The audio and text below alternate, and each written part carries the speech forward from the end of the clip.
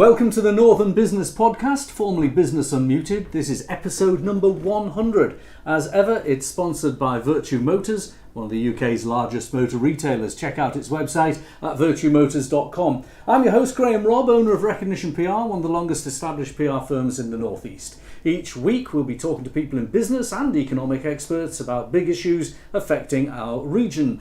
And make sure you never miss an episode. You need to subscribe on YouTube or wherever you get your podcasts. In our studio today, we've Elaine Stroud, Chief Executive Officer of Entrepreneurs Forum. Entrepreneurs Forum is one of the biggest networks for entrepreneurs in the North East. And down the line, we have Andy Ward, Market Senior Partner for Leeds and Bradford at PricewaterhouseCoopers, PwC, who's been working on the business case for social mobility in the north of England.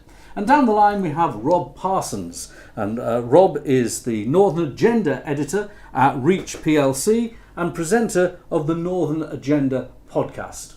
Well, first of all, Rob and Andy, welcome, and welcome Elaine. I'm going to start with you though, Rob. Your podcast is getting a lot of attention. Why do you think it's important that the North has its own politics and economics podcast? We do sort of business. You sort of blend business and public affairs, don't you?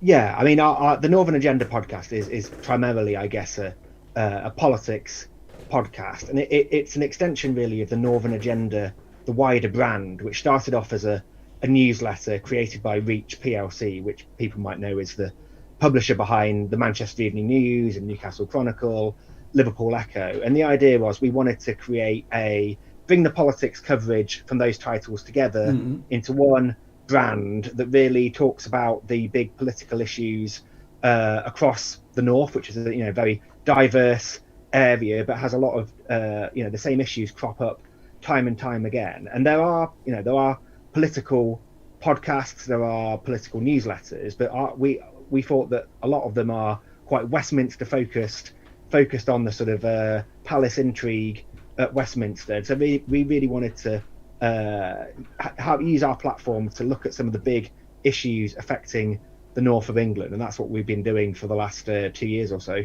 It is a must follow, by the way. You should subscribe and follow if you don't already. You get a lot of insight into a lot of things that are going on in the north. Now, I know that there are you and I, for different reasons, were at UK REIF last week, the Real Estate Infrastructure and Investment Forum, that was held in Leeds. And it was mostly about property and place. What kind of things did you think when you saw it and you looked at where the north of England is presenting itself? What impression did you get about how we present ourselves? That's an interesting one. I mean, there was it was a really big, impressive event, and it was interesting to see not just big cities, but also smaller towns really putting their best foot forward and trying to present the sort of investment opportunities that are there. I saw sort of presentations by the likes of Oldham and Wigan, as well as sort of Leeds and Newcastle. So it was quite varied in that way, and I guess it shows that it's not just the big cities where which are rife for investment. I mean, one of the part of the reason I went to UK REIF was there was a big report being launched, but which I think is of a lot of interest to people in the north, but launched by the Northern Powerhouse Partnership, and into a subject that is very close to a lot of people's hearts up here, and the so-called northern brain drain, i.e. the tendency for young people in the north to see their futures not in this region, often in London, down south, maybe in increasingly in Manchester, but not in the area where they live. And the people behind this report, they surveyed hundreds of young people about where they expected to go in their lives, and 44% of them, of 16 to 21 year olds, said they expected to have to move elsewhere in the country to improve their career chances. There's a few interesting items in there. There was a bit of a gap between sort of cities and towns in terms of young people's views on sort of whether levelling up was benefiting them and what their aspirations were. Tees Valley came out of it quite well, actually. Like, young people in Tees Valley had a bit of a more positive view And but yeah, there was quite a range of views. So I thought it was really interesting. I thought it was interesting as well. And full disclosure, my firm helped promote it, but you didn't know that at the time. But it was nice to hear you talking to the experts that had done the research and to look at some of the fact that this has gone on for so many generations now. You know, you and I we're not young people, but our generations had the same brain drain, didn't we? And the objective is to stem the brain drain, and the Levelling Up agenda is trying to do that, but in the minds of a lot of these young people isn't quite cutting through yet. Yeah, I mean, I suspect that if you said the Levelling Up agenda to a lot of these young people, they would probably look at you blankly, which maybe is a bit of a reflection of sort of where that whole agenda is sort of in the public perception at the moment. But a lot of the young people who spoke to this report and who I heard from at UK Reef were talking about similar issues. Transport was a massive one, like the unreliability of bus services and train services, which I know is a big issue, particularly in Bradford, which we'll be hearing about later, and just the lack of knowledge about the types of sort of higher skilled jobs that are available locally that might tempt a young person to stay. I was talking to a very impressive young 19-year-old guy from Middlesbrough who had taken it upon himself to find out about degree apprenticeships and so forth in his part of the world. But he was saying that most of his peers don't know about these things, and even in areas where there are jobs and there are opportunities, not enough people know about them. So I think it's a perception issue as well as being an actual, issue about the actual lack of opportunities that there are in some of these places. I think you've hit on something there, Rob. I was talking to a daughter of a friend of mine who's going to apply for a place at university. She'd applied for a medical place and not got accepted for a medical place, but had been given a good place in a northeast university studying biology. And the question was, well, what job could I get with biology? Yet all around the northeast there are quite a lot of pharma firms that have unfilled vacancies which are very high paying that require biology.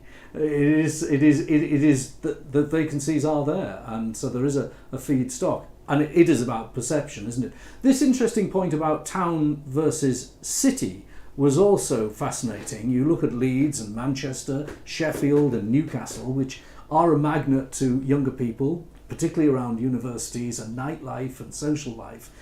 And yet the towns feel a sort of drain away. So whereas you may have a brain drain away from north to south, you can also have a drain away from town to city.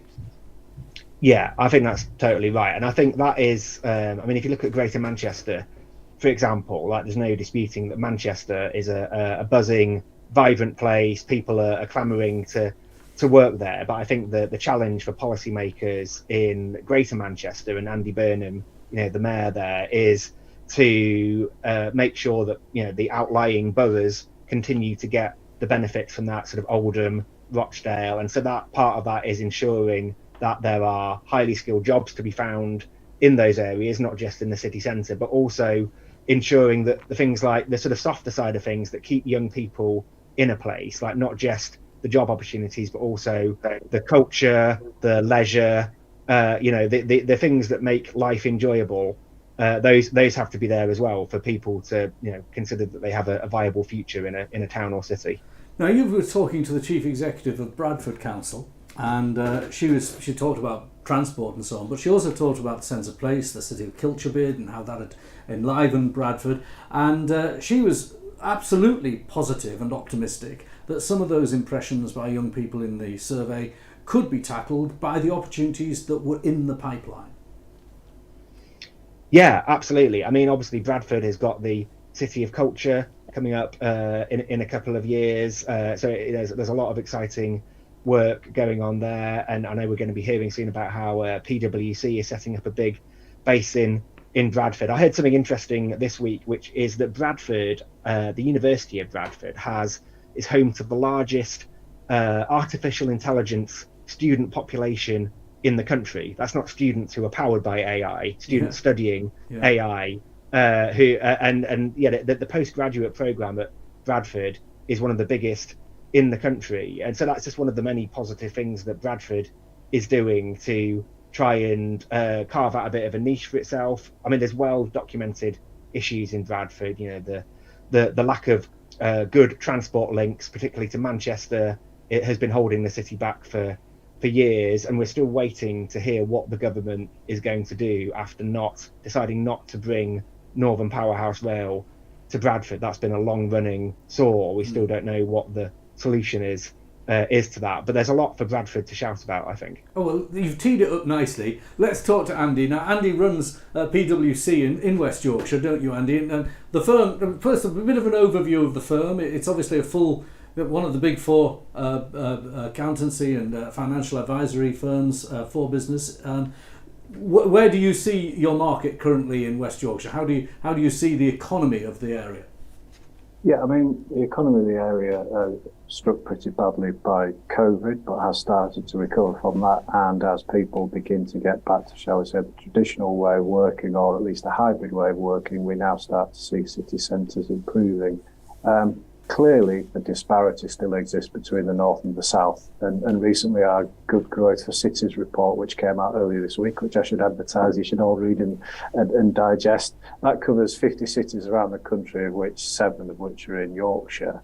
And there's some really positive aspects around what's happening in Yorkshire. There's well placed high up on the work-life balance agenda, which people feel important. I should say that the Good Growth for Cities is not just based on GDP, it's about income, relative income disparity between cities and infrastructure and other things like that. It is encouraging, but clearly when you still see that report, there is still a north-south divide, and indeed within the region, disparity between the cities. So there's work to do that. I believe that's partly government policy in terms of devolution or investing in infrastructure to allow people to be able to travel better and more easily across the region. I think Rob already highlighted the difficulties between getting to Manchester from Bradford and vice versa. And I think until we address that, we will always be restricted. I think we also need to be a little bit more positive and think about the positive opportunities here. I don't know if it's a northern thing, but we talk ourselves down when actually there's some magnificent cities, great potential workforces, and some real technological evolution going on within the cities. As Rob says, the artificial intelligence in Bradford University, some of the medical stuff in Leeds, and high-end engineering in Sheffield. You know, so there's a lot to be hopeful of. There's a lot of sector special. I mean, if you look at Yorkshire, it's got a population the size of Scotland. It's our Texas. It's the UK's Texas, isn't it? It's kind of independently minded yet stridently entrepreneurial as well. There's a lot of data that it does very well on, as well as the issues that we've already looked at. Indeed, and I spent some time living in Texas, so I think I can just about get the linkage between the two. The other thing I would add as well is just around renewables and the opportunity there. We often see some of the Humber energy renewal opportunities there, but I think that's something the region has to grasp. You know, things are changing; they are changing rapidly. We've talked about technology and AI. Well, renewable energy has now got a very quick momentum, and the region needs to be part of that. And on transport, you've already mentioned transport, and so did Rob. I noticed lots of people, particularly in public policy making, are now automatically discounting the car. I think it was on your podcast, one of the public officials from one of the councils said, of course, we don't want people to travel by car.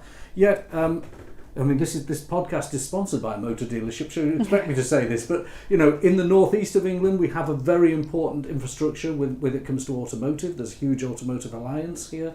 The motor vehicle changing in its technology, to have policymakers automatically say that it's only about public transport rather than to provide roads and proper links, that's the way orthodox thinking is going among some public sector. Young people don't learn to drive, yet here in the northeast and in Yorkshire, if you are going to be in business and meet customers, learning to drive is actually quite a good skill. Yeah, I think it's still paramount. You know, I am slightly biased. I do work with a couple of train operators, so you know, I've got to be careful what I say here. But I think that there's room for everybody here, but across the board, improvement needs to be made. The rail infrastructure needs to improve. The road infrastructure needs to improve, and just the ability to get to places so it's attractive. If you're an investor landing either at Manchester Airport or Leeds Bradford Airport, people need to get somewhere quickly, efficiently and effectively, that makes a big difference to their investment decision. Now, you at PwC are focusing on the issue of social mobility. It's one of the themes of your practice at the moment, as well as working with the big firms and your clients. This is one of the things you do. So what is it that you're trying to do? How are you trying to contribute towards a better situation for people who don't find themselves as socially mobile as others? I think a good example is one of the offices I look after, which is our Bradford office, which has got just under 200 people working within the city centre now. We opened that back in 2019, and despite the best efforts of COVID, we're now prospering in that office. We perform back office professional services functions, and we're very proud of the effort that we've made there, because it's providing professional jobs for people within that city. As Rob highlighted, there's some real positives around Bradford. In fact, it's one of the youngest cities in the country. So in the war for high-class talent that is going on within the service sector these days, we think Bradford is a great opportunity to be able to recruit and work within our organisation.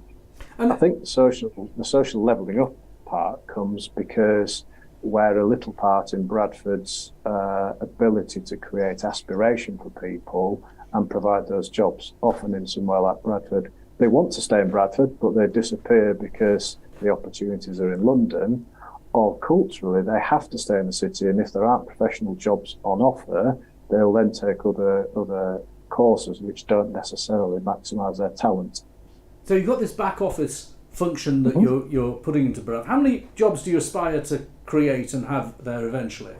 Well, we currently have 200, but we are hoping to, increase that, to in excess of 500 over the next coming years. What I find interesting and worthy of a really big round of applause here is that a professional firm has decided to take that level of jobs, don't outsource them abroad, but bring them in. That's the first point. You still see banks with back office functions abroad, and not go to AI. There was a big announcement from British Telecom with 30,000 jobs lost over the next 10 years or so, and where AI is the default. But you've decided human beings, I'm sure you will have AI for some functions, but you want the back office to have people to run it.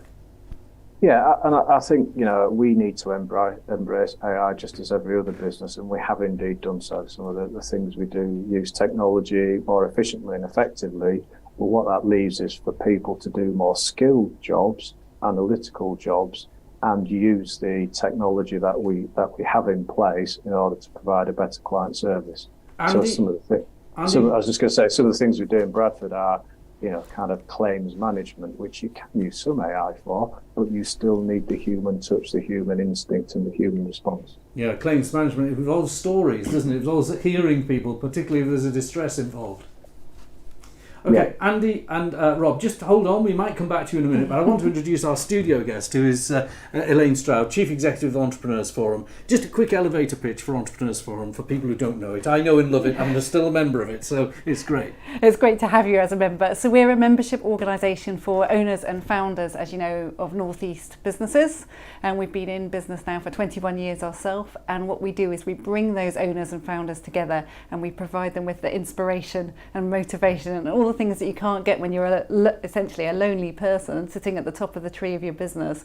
We give you that inspiration and that motivation to keep going. There's criteria as well. It's not just any founder, it's not just a man in a van who works on his own, it's a business where you employ people. Yeah, that's right. So it's businesses that employ people, those that have turnover of more than 250k. In fact, the average turnover is about 6 million, but it does go up to the likes of Margaret the Barber, which have 100 million turnover and everything in between. And your average turnover for your members? It's about 6-7 million, something like that.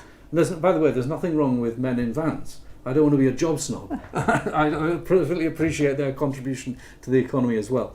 So you have inspirational events where people in the forum gather together, share stories, swap stories, and there's a big conference this week. Tell us about the conference. Yeah, so we've got a conference tomorrow actually. We have 220 delegates coming to Hardwick Hall, which is not far from here, and we're going to just basically throw inspiration at them. We have speakers like Kanya King, who set up the Mobo Awards, coming to talk to members about her journey. The third employee of EasyJet is going to tell us the orange story and how they got the planes up and running, and lots of stories. It's all about telling stories. So going back to the AI versus human, we love the human element of it. We love hearing people's war stories, because there's always someone who's experienced that challenge that you're facing today. And if you can hear how they dealt with that challenge, perhaps you can not make those same mistakes. Now, we were hearing from Andy about where the economy is. This today, we're recording this, or live if you're watching live, on Wednesday the 24th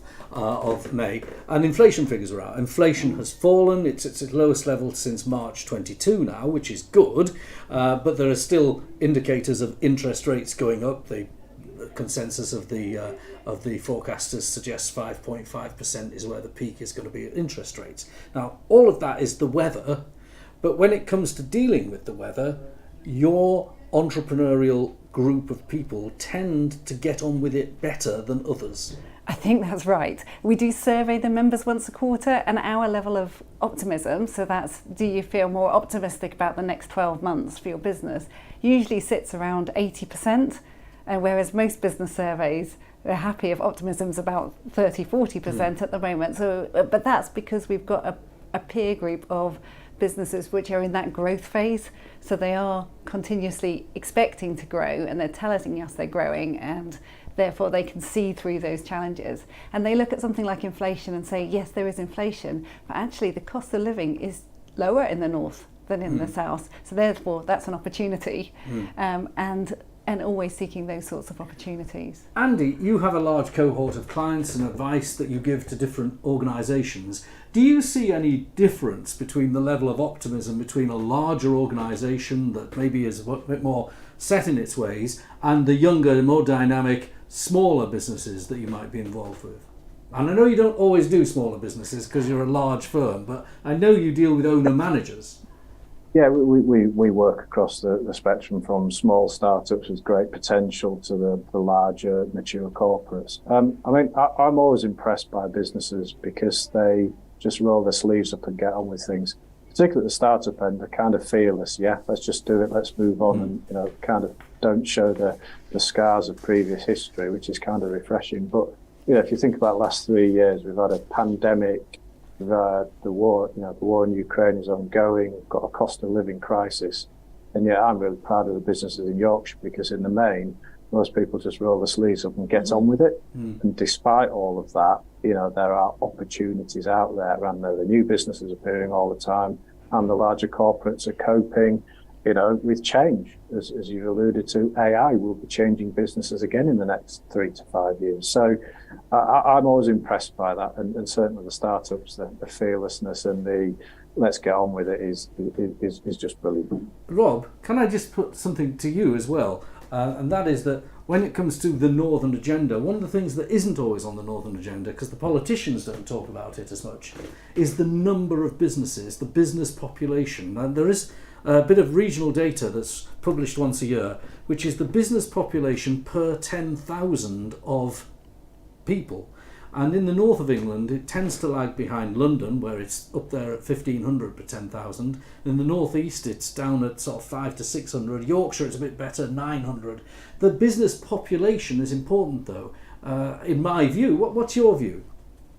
Yeah, no, I think you're absolutely right. And it comes back to another issue that perhaps doesn't get talked about that much, which is sort of productivity, or this whole GVA, gross value added measure, that is one of the things that the country as a whole lags behind other nations in, and a large part of that is how regionally unequal we are. And yeah, you're right. There's fewer businesses per head of population in the north of England, and also that each individual worker, each individual person produces less contribution to the economy in a lot of these areas, although there are exceptions. And I guess it comes back to all the issues that we talk about a lot in the Northern Agenda. So it's the skills that young people have, it's the transport links, it's the types of jobs that are available. I mean, there's not just one thing that needs to be tackled to sort of bring those numbers up. It's a sort of, and I guess that is what the levelling up agenda is supposedly all about, which is why I would like to hear it on the national agenda a bit more than it is at the moment. Rob, Andy, thank you very much. Elaine, look, have a great conference this week. For people who are listening to the repeat on Sundays and at the weekend, it was a brilliant conference, wasn't it? Brilliant. But I'm sure it will be. Now, we'll just close with a new segment on the Northern Business Podcast. My colleague Joss Havikin will be talking to people who are doing things in business. Given this is our 100th episode, we wanted to hear from our sponsor. So earlier this week, Joss caught up with Robert Forrester from Virtue Motors. Hello, Robert. So, Virtue Motors, which mostly trades as Bristol Street Motors, Virtue Motors and Macklin Motors, it's become the UK's third largest motor retailer in the recent years. I expect all of our viewers and listeners will have heard of Virtue Motors, but they might not know a little bit about its history and where it's come from. So, I wondered for them, could you just give us a little bit of a potted history from when you started to where you are now? Sure. There was a small group of us in 2006 set up a company from scratch. We went down to London and got funding via an AIM listed cash shell. So we're on the London Stock Exchange. We founded a company in Newcastle and started buying dealerships from 2007 onwards, when we actually acquired Bristol Street Motors, which was quite a large Midlands-based group with some national presence. And since then, we've grown quite substantially. So today we've got over 4 billion of turnover, 7,300 employees, and a wide range in geography, from Glasgow to Orpington in Kent, from Fife down to the depths of Cornwall. And now, obviously, there's other brands that you trade as, which are more niche to particular industries. The Taxi Centre, for example. And I know that obviously you're making quite a wide spread across all the different retail sectors that are involved in the motor industry. Parts, as I mentioned, taxis before, now leasing with the VW Financial Services. So there's so much happening. The motor industry is moving so fast, no pun intended. What is it about Virtue that you think makes you such a fierce contender and has got you to that kind of third largest position? Well, I mean, we've got a very strong team that's been in place, for 17 years. The core is the same, and that helps. We've worked together for a long time, over 20 years for a lot of the core team, and we actually enjoy what we do. We like the car business, we like the van business. We've now got 6% of the UK van market, for example. We're into motorbikes, and we just like the business. It's not the easiest business in the world. There's a lot of challenges, but every business has challenges. We've been through a global financial crisis and a global lockdown, but we enjoy what we do and we have fun doing it. We have a lot of energy, and the business is on a very stable footing. We've got very low level of debt. We've just completed our biggest acquisition and integrated it pretty well. So we're excited for where we go, and change presents opportunity, really, doesn't it? Yeah, absolutely. I know you talked about having that kind of that consistency through with the team, but I know behind you you've got your Virtue Motors values, and I know that's something when you have award ceremonies and you're recognising your colleagues that you build into it. Do you think that having values that is instilled in every colleague across the group is important in bringing together that cohesion? Oh, undoubtedly, I think. I mean, we've been going 17 years, and our definition of sustainability is far more wide-ranging than just environmental concerns. It's all about the culture of the business and doing the right things. And I wouldn't say, it'd be impossible to say that at every moment in time, every colleague and every leader in the business follows the values. I think that would be insane. But we adhere to them and we stick to them. And actually, colleagues in the business, if they see something happening that they think isn't part of our value set, either contact us directly or we have a whistleblowing hotline, and it's almost self-policing. So you'd like to think if somebody came into the business who didn't have our values, they'd smell the coffee and disappear fairly quickly. So, our values are crucial to us. It creates massive benefits in terms of colleague satisfaction, customer satisfaction, and speed of getting things done. If you trust people, you can get things done a lot quicker than having to put a load of bureaucracy in place across 190 dealerships to try and prevent people doing things on the assumption that they're crooked. Yeah, absolutely. So 17 years ago, you went to the city with this ambition of consolidating the UK motor retail market. You're now third largest, 190 sites at my last count. These acquisitions in the southwest that you've just mentioned, the high profile recent acquisitions. Your last update saw you top 4 billion in revenue, profits just under 4 million. It's a hell of a story. What's next? Yeah, so we were just under 40 million in terms of profits last year. We've obviously got the acquisitions to add on top this year. So I think the analyst consensus was around 48 million for the current financial year. And the answer is more of the same. We've got to weave our way through technological change, electrification. We've got to weave our way through different initiatives by manufacturers and different types of business models, at the same time as, you know, selling cars and selling hours and delighting the customers. And, you know, our business is fine if our customers are happy with what we do, because they'll come back. It's just absolute pure basics of the business, which is operational excellence and consistency. And I think that's what we're about. And the more we are consistent across the business, the better we are.